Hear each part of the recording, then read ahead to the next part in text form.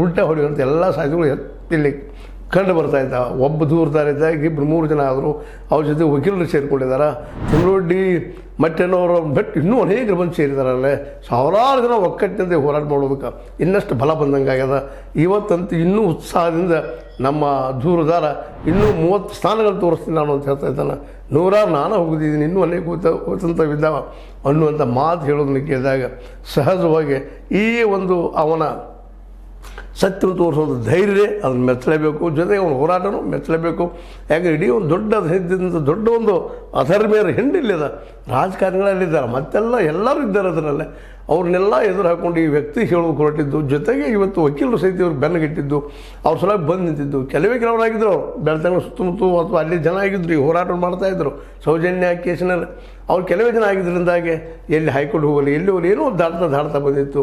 ಕೊನೆಗೆ ಒಂದಷ್ಟು ಹೈಕೋರ್ಟ್ನಲ್ಲಿ ಇಲ್ಲಪ್ಪ CBI ರಿಪೋರ್ಟ್ ಪ್ರಕಾರ ಒಂದು 3 ಜನ ಆ ಡಾಕ್ಟರ್ಸ್ ಮೇಲೆ ಆರೋಪ ಮಾಡಿದ್ರು. ಅವರು ಇವ್ರನ್ನ ಎನ್ಕ್ವೈರಿ ಮಾಡ್ರಂತೆ, ಅದು ಮಾಡಿರಲಿಲ್ಲ ಇಲ್ಲಿವರೆಗೆ.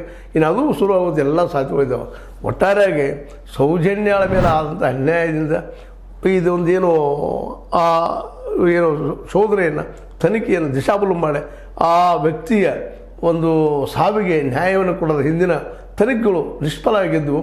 ಆ ದಿಶೆಯಲ್ಲೇ ಈ ಒಂದು ಮತ್ತೊಂದು ಮೂವ್ಮೆಂಟ್ ಶುರುವಾಗಿ ಅದರಲ್ಲೂ ನಿಶ್ಚಿತವಾಗಿಯೂ ಯಾವುದಕ್ಕೂ ಅಂಜಲಾರದ ಸೌಜನ್ಯ ಕುಟುಂಬ ಆಗಿರ್ಬೋದು, ಅವ್ರ ಕುಟುಂಬದವ್ರು ಬಿಟ್ಟಿರ್ತಾರೆ, ನಮ್ಮ ಮಗಳ ಸಹ ಹೋರಾಟ ಮಾಡ್ತಿರ್ಬೋದು. ಬಟ್ ಮಟ್ಟೆನವರು, ತಿಮ್ಮರೊಡ್ಡಿ ಅಂತ ಮತ್ತು ಜೊತೆಗೆ ರವಿ ಪ್ರಸನ್ನರಂಥ ವ್ಯಕ್ತಿಗಳು ಇದನ್ನು ತಮ್ಮ ಸಿದ್ಧಾಂತವನ್ನು ಬದಿಗಿಟ್ಟು, ಅಂದರೆ ಹಿಂದುತ್ವವಾದಿಗಳು ಪೂರ್ತಿಯಾಗಿ ಅವ್ರದ್ದೇ ಗೌರ್ಮೆಂಟ್ ಇತ್ತು. ಅದು ನಡೆದ ಘಟನೆ ಆದಾಗ ಈ ನಮ್ಮ ಏನೋ ಸೌಜನ್ಯಕ್ಕೆ ಹತ್ಯೆ ಆದಾಗ ಅಥವಾ ಕೊಲೆ ಆದಾಗ BJP ಸರ್ಕಾರ ಇತ್ತು, ಯಡಿಯೂರಪ್ಪನವರು ಅದನ್ನು ಆಡಳಿತ ಮಾಡ್ತಾಯಿದ್ರು. ಇಂಥ ಸಂದರ್ಭ ನಡೆದಂಥ ಘಟನೆಯನ್ನು ಏನೋ ಮುಚ್ಚಿ ಹೋಗೋದಿದ್ರು ಅದು. ಬಟ್ ಇವತ್ತು ತಮ್ಮ BJP ಮೂಲತಃ ಹಿಂದುತ್ವವಾದಿಗಳು ಇವರೆಲ್ಲ.